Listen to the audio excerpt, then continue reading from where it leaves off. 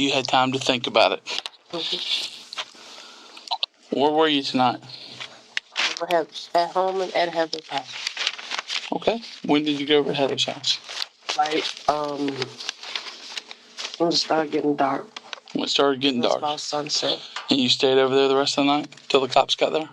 Yeah. Really? Yes. Because that ain't the story I'm getting. Okay. You don't care, huh? I didn't go anywhere. Heather's saying you're gone for half an hour to an hour tonight. I was not gone for no After half dinner. an hour to an hour. And you come back right before the cops are over there. Cops are over there around 10 o'clock. So from 9 to 10, I got you unaccounted for. So why is it that Heather's saying that your daughter didn't come by her house, that she went by your house? Who went by my house? Your daughter. My daughter was at my house, supposedly. Okay. And she came to Heather's house. We asked her if Brittany came by her house at all today. She said no. She said the only time she saw Brittany right after school at your house, and that's the only time she saw her today. Well, maybe she didn't see her. I saw Brittany. When they asked who was at the door, Brittany said, "It's me, Mama." I opened the door. I went outside.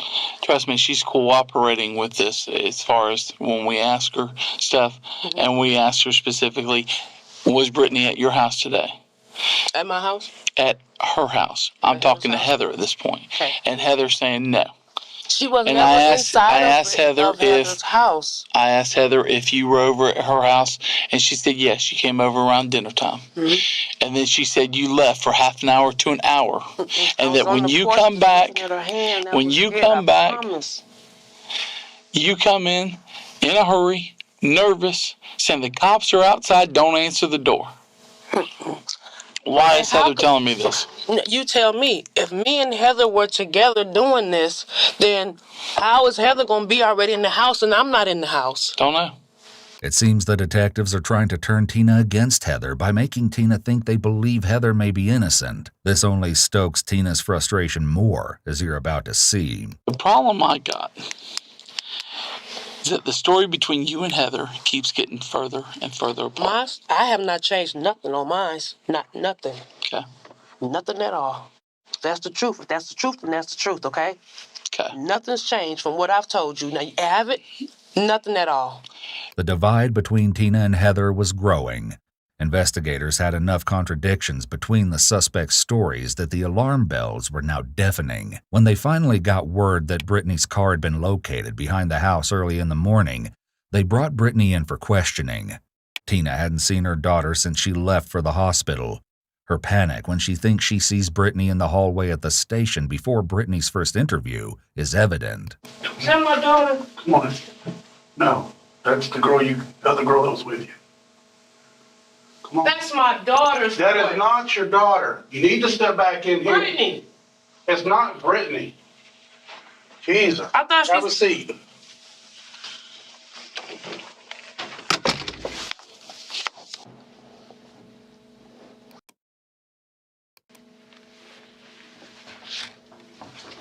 That's my baby, y'all. They're doing that too. She didn't do nothing. Ooh, he probably tell her all kind of lies. Is she afraid her daughter is about to reveal some incriminating information to detectives? Here in the state of Florida, when a minor is taken into custody, efforts must be made to contact a parent or guardian. But generally speaking, an interrogation can take place, and this is likely not going to be favorable for Tina or her daughter. According to 16-year-old Brittany, she hung out with her friends Jessica and Mallory after school until late into the night, at which point they left for the hospital. Her story of why the trip was necessary and why her right hand was now in a cast is interesting, to say the least. When police ask her to sign a paper indicating that she's been read her rights, she struggles to sign because of her broken pinky finger, bringing even more attention to the mysterious injury. Okay, I have to sign with my left hand. Okay. What'd you do to your hand? I broke my pinky. It's really slapped. Yeah, just do the best you can. Why is it that you think you may be here? I know we talked to your mom last night. Did she tell you? No. What have you been told? That they think that we did something to our next door neighbor. To who? Adriana. Adriana? What is it that you think happened? Have you That been I don't told at know. all? Huh? That I don't know. We used to hang out real good. We used to be real close. And then we just stopped hanging out. Just stopped? Mm-hmm. Did y'all have any beefs or anything like that? No. When was the last time you talked to her? Yesterday, around 3, 4 o'clock, probably. 'Cause she was riding a bike. And I just asked her where was she going with the bike. She said she was just going to ride. Short conversation? Yeah, it was short. That was it. Brittany explains that she said hi to Adriana when she met her friend Mallory outside Brittany's home before the girls entered. Went in the house and I started braiding my mom's hair. And then that's when my other friend came over that lives next door to me. And she started saying I was hurting her head and stuff. So we stopped. And then she left to go down to Heather's house. And me and my other friends, we just stayed there. Just listening to music, dance, watch movies. Who was at the house with you dancing and watching movies? Mallory and Jessica. Mallory and Jessica. Is that it? Yep. Brittany explains that Jessica lives next door. The activities began around 5 o'clock that evening, she claims, and they continued into the night. About what time did everybody leave? They stayed the night. Mallory stayed the night, but Jessica, she went home. She went home about 6 o'clock in the morning because we was at the hospital. Because your hand? Yeah. Tell me how that happened. Mallory, we were in my room cleaning up my room, and I asked Mallory to toss me my key. And when she went to toss it, I went like that to try to catch him, and that's when I hit like the corner of the door right there. And that's how I broke it. In your bedroom? Mm-hmm. About what time did that happen? Around 1 o'clock, 1:30, and that's when we left to go to the emergency room. About 1 or 1:30? Mm-hmm. And I went to the house and I told my mom I messed up my arm, and she told me to just go ahead and drive myself to the hospital. So you took yourself up there? Yes. Brittany claims that Jessica and Mallory went to the hospital with her. And you talked to your mom about hurting your hand before you left? Mm-hmm. I told her I went down, when I heard it, I went down to Heather's house to where she was at, and I showed it to her. And I told her I heard it, and she said, just go ahead and go to the hospital. And that's when we left. So the only times I'm really missing is from about 6 to 1. Y'all danced and watched movies from 6 p.m. to 1 until you hurt your hand? Yep. Did y'all ever go outside the house? Mm-mm. Nobody saw y'all outside your house? Nope. Did you ever walk down the road to any of the trailers? Nope. What time did your mom wind up coming home? I don't know, actually, because I was asleep once I came back from the hospital.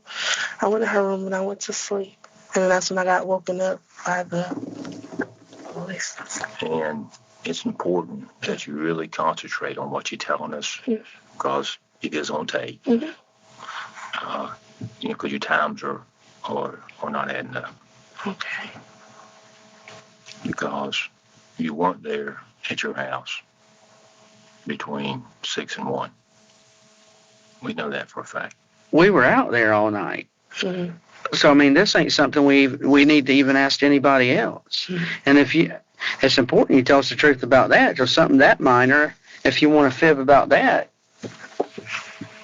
You understand what we're saying? Mm-hmm. But that's why I've been at the hospital. Well, we know you went to West Florida Hospital, but you didn't stay. Yeah. They were taking too long, so we went to the other one. That's why we're just And not you getting stayed home. there? You went immediately to the other one? Mm-hmm. We know that's not true. Well, that's where I went, so. I mean, you weren't home. Then I was at the hospital. No, you were at the hospital at 1 o'clock. You just said. Mm-hmm. At West Florida. Where was you before that? At home. You know what time we picked your mother up? Like at 10 o'clock, maybe 11 o'clock. So we were at your trailer. Your mother went inside, got the title to the car. Mm-hmm. You weren't there. The truck wasn't there. Then I must have already been gone to the hospital. Since Brittany's story is unwavering, the police decide that it's time to take another approach. But will this one be more effective than the last? We make mistakes. I make mistakes every day. Okay? There's stuff that I do that I wish that I could take back, but I can't. But the most important thing is that we come in here and we correct our mistakes, and you understand what I'm saying? Good people, if you've done something wrong, or if you know somebody else has, may not be you. But if we've done something wrong, we come in here and we talk about it. And if you know anything, and let's get it and make it right. There's consequences now for the mistakes that we make. So if something happened, if you know something happened, if you were there, because the story you're telling us is not even close. We want to come in here and resolve this and get it taken care of the best way we can. We had somebody hurt badly. You're a grown adult. You seem like a good person. Nobody's in here saying you're a bad person, but what we're saying is something bad happened to somebody that you know. And we feel like you know what happened. Still, Brittany sticks to her story. It was clear to detectives after the initial interviews on March 24th and the morning of the 25th that there were big gaps in everyone's timelines. Though those inconsistencies would aid them in their investigation, they needed some hard evidence and statements from others to take that next step toward actually arresting the prime suspects for attempted murder.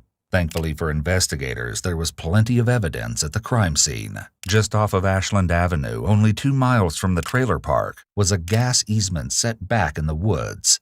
It was there where the most gruesome part of the crime against Adriana took place. Upon entering the easement, detectives came across tire tracks. When Tina's maroon SUV was taken in, it was found that the tires were a match for the tracks left at the scene of the crime. And that wasn't the only evidence the car provided.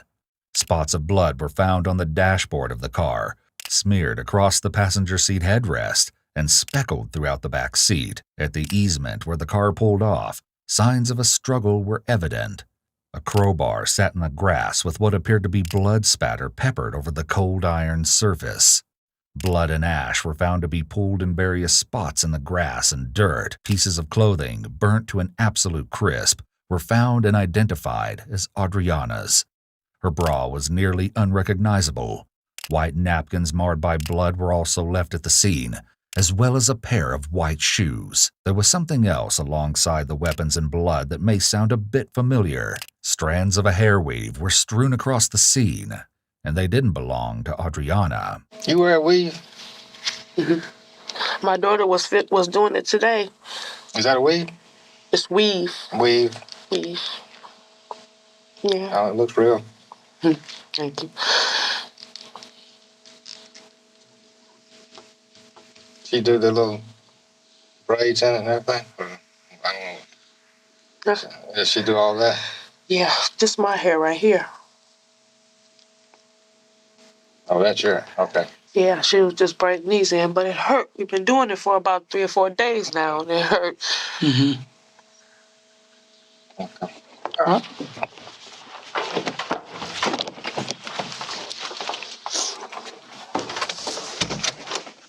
Could somebody grab me some toilet paper so I can blow my nose, please? Absolutely. Yeah. Thank you. The police returned to the interview room about 30 minutes later. By now, it's around 2 in the morning, less than 12 hours after the 911 call was made, and they have a request that Tina may not even realize the importance of. Tina, do me a favor, stand up, turn around. Oh, yeah. Yeah. Okay. Look at this right here. Oh, that's weave in there. That's weave in there. Yeah, take that down home. I told you that my daughter was... Yeah. I didn't realize she was weaving all that in the back. Yeah, so this is all my hair right here. Okay.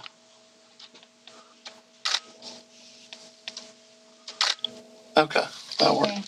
Yeah, that'll work. You see, the missing patch of hair on the back of Tina's head was a match for the hair left at the scene of the brutal attack. It's likely that as Adriana bravely fought for her life, she managed to pull out the chunk of Tina's hair. And if the matching hair wasn't damning enough, at the scene of the crime, investigators found perhaps the most critical piece of evidence in the case: a black taser lying in the grass, which brought up an important question. Who owned the taser? As you can imagine, no one from the mobile home park could quite agree on an answer. Though they were eager to throw one another under the bus, their discussion of the taser gives a glimpse of the possible motive behind the gruesome crime and provides a look at how dysfunctional their relationships were leading up to the attack on Adriana. In Tina's first interrogation, mere hours after the attack, investigators ask if she recalls police visiting to speak to Adriana about problems in the trailer park the previous week. You know, the police came out there last week to talk to her about the problems she had in her neighborhood. Yeah, they talked to me too. Okay. Mm-hmm. So you were there. Mm-hmm. What was the problem? Her and another girl come out there to fight Adriana because Adriana was supposed to have got smart with her on the phone. Okay. And Adriana's boyfriend was there, Andre Smith. Mm-hmm. And he sent Adriana in the house. No, he came outside the house. And he was saying that I was in the middle of that, which I didn't even know the white girl. And then he said, he cussed all the kids out and me that was outside. And he told Adriana to go in the house and get that thing or whatever. She came back outside on the porch. She was on the porch cussing. And she came out in the walkway and she tried to tase my daughter. Who tried to tase your daughter? Adriana. Adriana got a taser? Mm-hmm. What kind of taser? I just think it was a black one. A black one. She said that, You seen it? Yeah, everybody out there saw it. I just know it was black. Okay. And it made a loud noise. Okay. Everybody out there saw it. Heather has a different story about who owned the taser, however, and Tina isn't going to like it. Does Brittany have any problems with Ariana? Adriana had got into it and Adriana tried to tase her. That's all that Brittany had told me. They had got into it and Adriana tried to tase her. How long ago was this? I think that was like 3 weeks ago. They had got into it. What kind of taser she got? Who has a taser? Brittany had a taser. Did the taser belong to Brittany? I'm not sure. What that taser look like? I seen it once before. It was big. It was long. It was a long taser. Mm-hmm. It was made. What color? Black. Okay. It was black. Mm-hmm. It was probably about that long. It had like little things on the side of it. I never seen the taser before. That was the first time I ever seen it. When I seen it. How you know it was Brittany's? Brittany had it, so I don't know. Have you ever seen Brittany with that taser before this? No, today was the first time I seen her with it. You saw Tina That today day with or it? today? Today was the first time. Today you saw Tina, I Brittany? seen Brittany with it on the counter earlier. Today? Earlier today, it was laying on a counter In at her my house. in Tina's house. And I seen that taser, and I asked her, I said, what is that taser for? And they told me to stay out of grown folks' business. Mm-hmm. You can hear the uncertainty in her voice when she says no with an upward inflection. When she repeats her answers, it's clear that she's attempting to make them sound more affirmative and honest, and she's trying to solidify her story. No, today was the first time I seen her with it. Today was the first time. Today you saw Tina? Was Tina there? Tina was outside. She didn't hear her say that? No. When you asked her about that? Tina was outside. Tina always telling me to stay out of grown folks' business. When the investigators returned to question Tina after speaking with Heather, they had new information to use against her in their quest for answers. We talked to you earlier about the taser. I told you about taser. What'd you tell me about that taser? That Brittany and the day that a white girl came over to fight Adriana, that Andre told Adriana to go get that thing, and she went in the house and got a taser. Okay. Tried to tase Brittany with it. Okay. What about the taser that was over at your house today? Taser at my house? Mm-hmm. I don't know about it. You don't know about a taser at your house? No, sir. I've been told about a taser at your house. I didn't know it was there. You don't know anything about it, huh? Tina is extremely uncomfortable with this topic of conversation. She repeats back the question, which has the same sort of effect as a pause. It gives her more time to contemplate her answer. She keeps her hands perfectly placed in her lap, which is extremely atypical in normal conversation, and indicate she is in a state of cognitive overload as a result of having to think very hard about what she should say. We don't observe these types of responses in individuals who are volunteering information from actual memory, and her odd behavior certainly hasn't gone unnoticed by the investigators. Heather's telling me that she always has to protect Adriana from you and your daughter. Mm-hmm. You and your daughter chasing around all over the place. Your daughter has a taser. She saw the taser over at your house today. My baby don't have a taser. We never had a taser. I don't know. That's what she's telling me. Why is she telling me that? I don't know. We never had a taser, sir. Okay. Adriana had a taser. We never had a taser. My baby was tased. Y'all stories are getting further and further apart.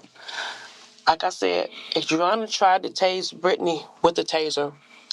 Brittany has a scratch across her chest right here. That I was grabbing Brittany from off the porch so that they wouldn't fight. I told you we were best friends in that trailer park in the beginning. That's funny, because Heather says that her and Adriana are best friends and that you and Adriana don't get along and that you and Adriana are constantly having problems and that you and your daughter have been chasing Adriana around this trailer park, trying to hurt her, and that you have a taser in your house. And that taser was Brittany's taser, and that Brittany had chased when the police come out there. If you can check back, when the police came out there, Adriana called the police that day. Okay. I told the police what happened. The same thing I'm telling you is that Adriana tried to tase Brittany with the taser. The same thing I'm telling you, Adriana called the police that day. And you wanted to press charges? No, what'd I say? I don't know. No, actually, no. They didn't even come out there to press charges. They told us to just cool it out. For us stay on our side, for her to stay on that side. That's what she said. I talked to the officer who came out there that night. Was supposed to be leaving town. She was not going to be here for long. Okay, right. Because I talked to that officer. He told me exactly that. Okay. But he told me that Adriana did not wish to pursue charges against y'all. Well, he never asked us about pressing charges. He just said for us to cool it out because he's tired of coming out here. He didn't ask you because you weren't the one bringing forth the charges. She was. Okay. Why would I bring charges? I didn't. No, you weren't. I know she was going to bring charges against y'all for attacking her. But we didn't attack her. But so that's what she told. Her boyfriend. Adriana's boyfriend told her to go get that thing. Adriana was standing on the porch arguing. She wasn't even thinking about going to get a taser. He told her to go get that thing. We didn't know what that thing was until she came outside with it. I didn't know she had a taser. Then why is Heather saying that she sees the taser in your house and that Brittany has it? And that Brittany is trying to... I know where it is right now. It's in my evidence locker. Okay, well then how do we have it? Because Heather says you have it. Where do we get a taser from? We don't even know nobody here. We don't have no family here. Only people we know is the people in the trailer park. Where would we get a taser from? I don't know. You can buy them all over the place. They sell them at pawn shops and everywhere else. As you can see, Tina is growing frustrated with Heather throwing her daughter under the bus. Brittany, however, seems a lot less upset about it. We have information that you and Andrea, that y'all argued a lot. Mm-hmm. And y'all fought. Your mom had to break you up one time. Is this true? Yeah. What was y'all fighting about? I have the slightest idea. If you really want to know the truth, somebody else was there to fight her. We were outside to watch it. She gets mad and she tries to tase me. We have Heather saying that the taser belonged to you. Mm-hmm. She's seen it at your house. Okay. Is this the truth or a lie? It's a lie. Only time I've seen a taser was when Adriana tried to tase me. That night, that day, Mom had to separate us. And how long ago was that? 2 weeks ago. Something like that. Is that when you almost had to fight on the porch? Yeah. You ever seen a stun gun over in anybody's house? Yeah. Where you seen one at? Zimmerman's house. Okay. That's interesting you say that, because your wife says she saw it over at Tina's house. So your wife's telling us all this stuff that makes Tina look bad. And you're telling us that it was at Zimmerman's house, right? It was gave to her. It was gave to her by who? Andre Smith. Andre Smith gave her a taser. Yeah. Where's Andre Smith? He's locked up. He locked. Is that her boyfriend or her husband? Her boyfriend. Boyfriend. And describe it. Well, actually, I already described it, didn't I? Can't really ask you to describe it. Like you got tape on it because the back part missed. Oh, yeah? Who put the tape on it? Who put the tape on it? Who put the tape on it? Mm-hmm. I don't know who put the tape on it. You mentioned some tape. Because there's tape on there. On that tape. All right. But you saw it with tape on there because the back's missing. So, I mean, you seeing a taser and there's tape on it is one thing. You seeing a taser and knowing the reason for the tape being on it is a totally different thing. Exactly. So how come you know that the back is missing? Was this explained to you, or did you see it put on, or do you know? No, I seen the tape. Okay.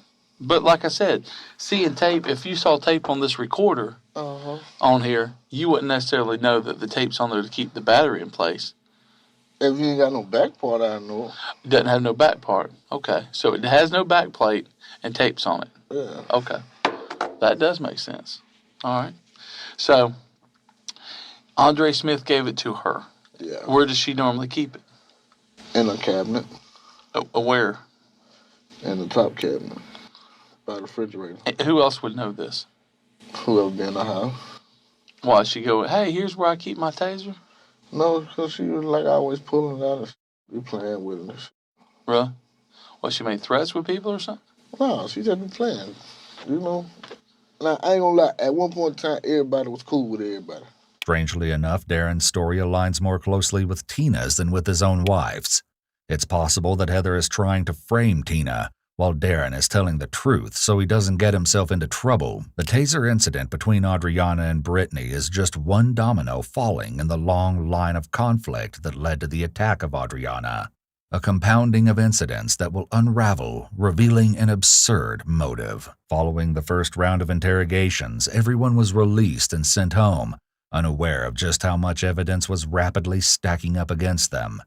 And though they weren't talking freely to police, they sure were talking to people in their lives, people they probably shouldn't have been trusting. On April 7, 2010, officers received a call from one of Tina's relatives in Illinois.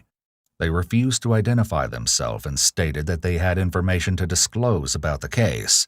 According to the source, Tina called her mother 2 days after the attack and admitted that she, Brittany, and Heather beat Adriana. She managed to scramble away, which caused a heated argument between Tina and Brittany. Brittany tackled Adriana as she made one last attempt to escape into the woods, and it was then that Tina lit her on fire. Tina, Heather, and Brittany callously fled. Though Brittany realized she left her shoes at the scene of the crime as they drove away, Tina told her it was too late to turn around. Afterward, Tina ordered Brittany to leave the area and stay away until the police were gone. Brittany took that time to take care of some evidence, washing the car interior with hand sanitizer, burning the clothes they were wearing, and disposing of the lighter fluid. While telling her relatives the story, Tina didn't appear to have much remorse whatsoever for her actions. When her relatives urged her to turn herself in so the law would potentially go easy on Brittany, Tina told them that even if Adriana died, they'd be fine because the cops had no real evidence against them. But on the late night of April 8th, only 1 day after that call was made to the police, Adriana tragically passed away, her family by her side, having never woken from the coma she fell into. She died just 5 days before her 20th birthday and never had the opportunity to turn her life around. The attempted murder that police were almost certain Tina, Brittany, and Heather had committed had turned into a homicide. On the same day that Adriana passed, even more evidence against the 3 women was brought to light. Police received a call from a high school classmate of Brittany's named Regine, stating that she had been being harassed by Brittany and Tina regarding the case. When police reported to the high school, Regine stated she had received multiple calls from both Brittany and Tina, trying to convince her to pose as Brittany during a polygraph test so that Brittany could pass. The police were almost certain they were the culprits, but the question of why they committed these terrible crimes in the first place remained to be answered. To get to the bottom of it, both Brittany and Tina were interviewed immediately after their arrests. Tina, you remember me? And this investigator, Tyree. Mm-hmm. You know what this is all about. However, instead of starting with questions, they begin by giving her some information. Now we're going to tell you what we think happened. Good, Tom. On that particular night, you, Brittany, and Heather were gotten in a verbal altercation, a physical altercation with Adriana Zimmerman. Okay. The fight kind of escalated a little bit, got out of hand. She was attacked with a pry bar, whatever you want to call it, crowbar, and then she was disabled with a stun gun, and then set on fire. And all this was supposed to happen in the trailer park, and nobody heard it. Not at the trailer. I didn't say at the trailer park. I'm saying during that night. It originated at the trailer park. You, Brittany, Heather, and maybe one or two other people transported her over to the Ashland Avenue on the gas lines, and that's where The what? What? Ashland Avenue. What is that? It's another road over by the house. And that's where it went bad. We got information that you're involved in it. It's true they do in fact have some groundbreaking information. You see, there's a very specific reason that Tina was sought out by investigators, and when they finally divulge it, she's going to be absolutely shocked. Like this, Tina. Listen. Not only did our victim name you, You know first what? and last We went name, and talked to those not people only yesterday. did they name Heather, not only did they name your daughter, you've also told people. You know, that's how we know the story, too. Me? Yeah. Why don't you let me finish telling? Okay. Okay? Go ahead. We hear that you used lighter fluid, poured it on her, and lit her up. And you're mad at Brittany because she got up off the girl, and that's how she got up and got to run away. I'm mad at my baby. Mm-hmm. Okay. What else, sir? Yeah. What else? What else is it? She told two people. Who? She told the fire chief, and she told the EMS supervisor. Okay. Now, when did she do that? Right before they put her under. I got to talking to her, and I told her that I was probably going to be the last person she talked to for a while, and that in order to catch the people that did this to her, I needed her to tell me if she knew who it was. She told me yes, and she named 3 girls, a Tina, a Heather, and a Brittany. She did not give me last names. And I asked her why they did it to her, and she said, I thought we'd made up. If Adriana's supposed to have told these people this, wouldn't you think that she would have told them everything that can happen if you land on the ground and you burn up and you about to die? She told everything she could was the pain she was in at that time, and they didn't give her long because they had to put her out. She said, EMS supervisor told her, she kept asking her, am I going to make it? Am I going to make it? Am I going to make it? She said, I'm going to do the best we can for you. The detectives have become privy to some other damning information that they share with Tina, and it's all about to come crashing down on her. You ain't going around here telling people No. you killed that girl. You're talking to your relatives and telling them that, and they calling us. But you talking to somebody and telling them that, if you go ahead and die, y'all be good to go. Well, that ain't the case, is it? Because she died. She died last night. Succumbs to her wounds. They told us that she was in a coma yesterday. She died last night. She died last night. Why do you think we come back out there like gangbusters today? Mm-hmm. That's why you're under arrest for murder. Dad, the one who told us that. Who? Our lawyer, Gene, his dad, he said he called down there and they said that she was in a deep coma. Well, she didn't come out of it. And guess what? We got information from the ME that she didn't make it because of the burns. Now you sit there, you think about it. You think about what we're saying. That woman, those kids would never see their mama again. You've got a chance to see your kids. You think I don't know that? You got a chance to see your kids again somewhere down the road.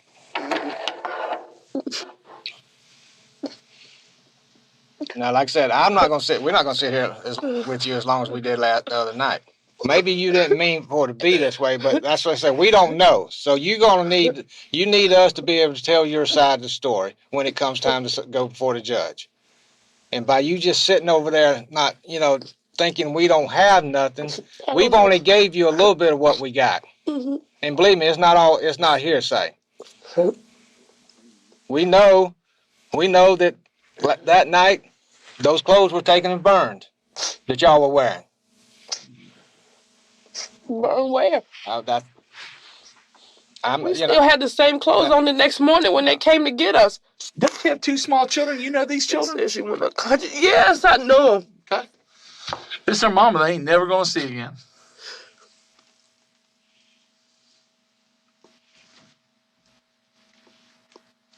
And that oldest I think the oldest one was a boy, correct?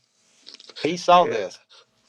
He saw the stuff going down at the trailer park that night. No, when those people said that those babies was locked up in the room. I'm saying the people said, they saw all the commotion with us at their all's house that night. They were sitting in the back of that patrol car. They knew something was wrong. Have you ever heard of a dying declaration? No. That's powerful.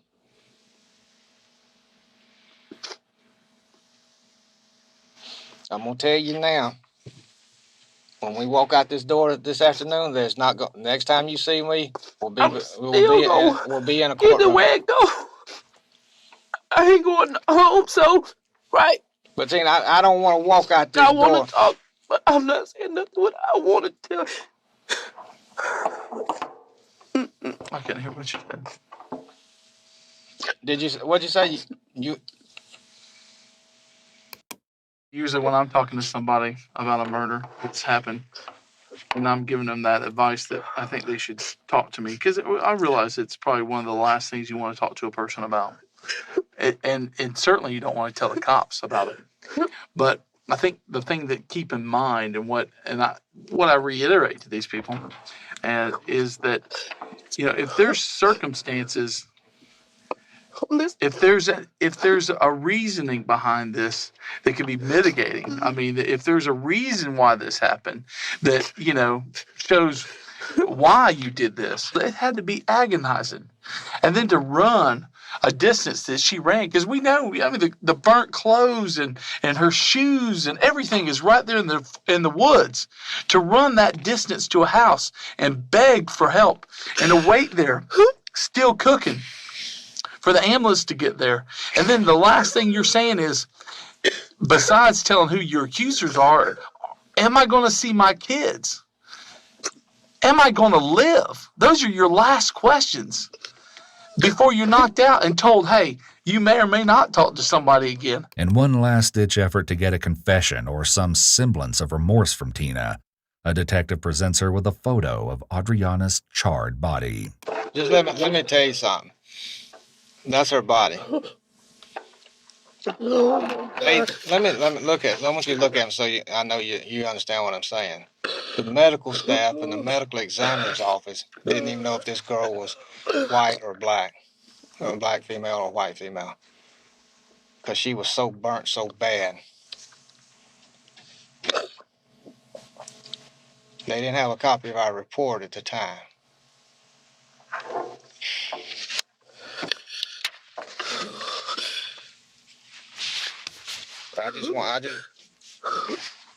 You wouldn't want this to happen to you, would you? You wouldn't want to go out this way, would you? Huh?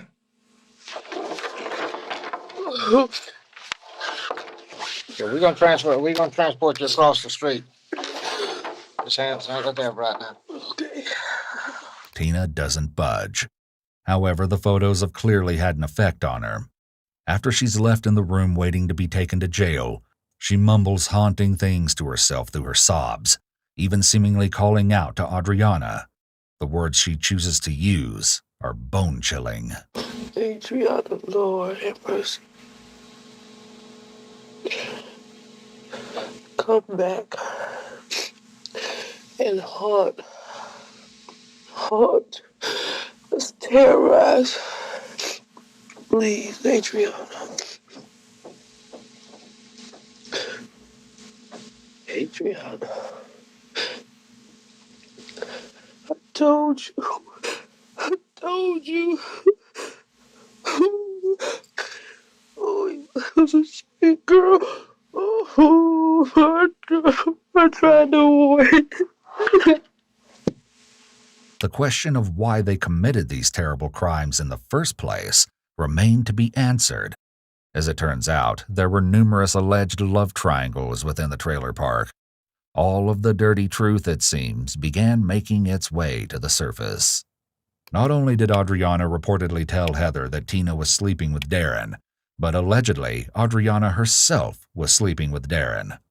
And Heather had confronted her about it. It's a messy web of cheating and lies, one that Darren is surprisingly transparent about. However, he leaves out something that came out during the trial. According to Tina, she only slept with Darren in exchange for substances. Tell me what was going on. There's been a discussion between us about an accusation flying around between you being accused of sleeping with your neighbor and friend of your wife. Is that correct? Yeah. What's her name? Tina Brown.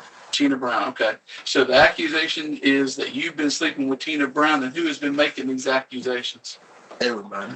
Everybody. Yeah. Has Andrina Zimmerman been making those accusations? Yes, my wife told me that. She told me that today.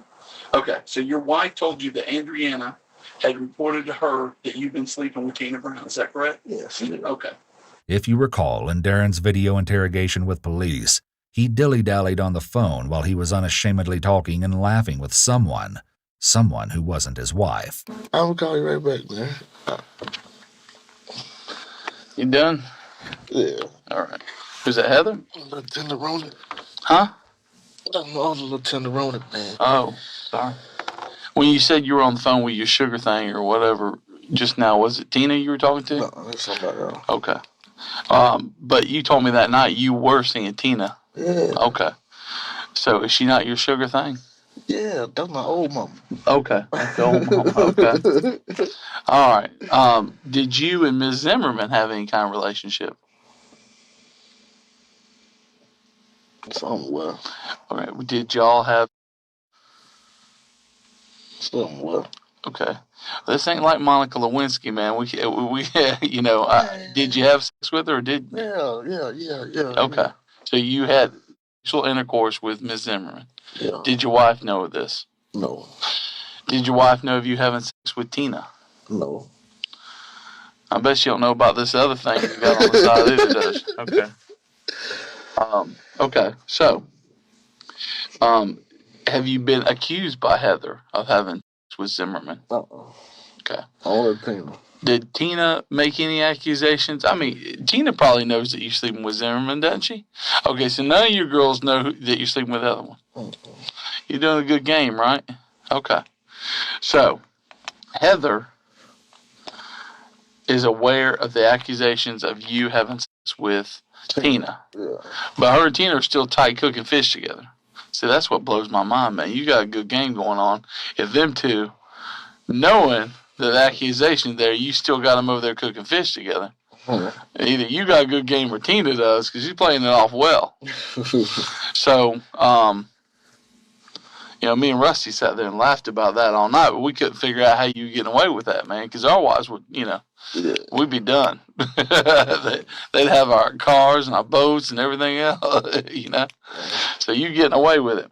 On May 10th, soon after Tina, Heather, and Brittany were arrested, the police received a letter from an incarcerated man who said he knew who killed Adriana and what the true motive was for the heinous crime. He stated that several months prior to the murder, he bought an illegal substance from Darren at the Roadway Inn.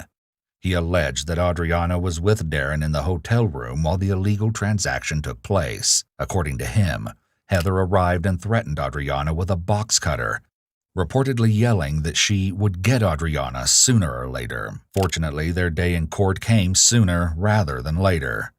During the trial, it was revealed that the murder was even more disturbing than police could have imagined. Adriana had been lured to the trailer by Tina under the guise of rekindling their friendship. When she arrived, Tina used the stun gun on her and dragged her to the bedroom. There, Heather stuffed a sock in her mouth, and Brittany beat her. When they drove her to the woods, Brittany and Tina took turns tasing her until Tina poured gasoline on her and lit her on fire. According to Heather, as the fire started, Tina jumped up and down, exclaiming, "Burn, bitch, burn." Tina Brown received a death sentence for her crimes against her former friend, making her one of only 3 women on Florida's death row. Though Brittany was 16 at the time of the murder, she was sentenced to life in prison.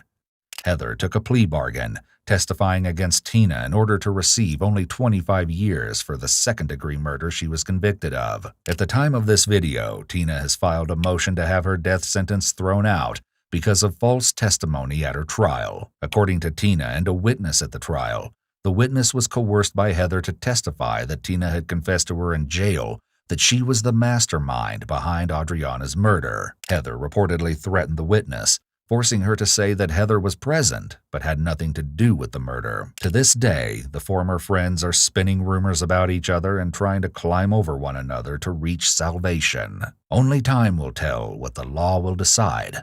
But one thing is for certain, this brutal yet petty crime against Adriana should never have happened.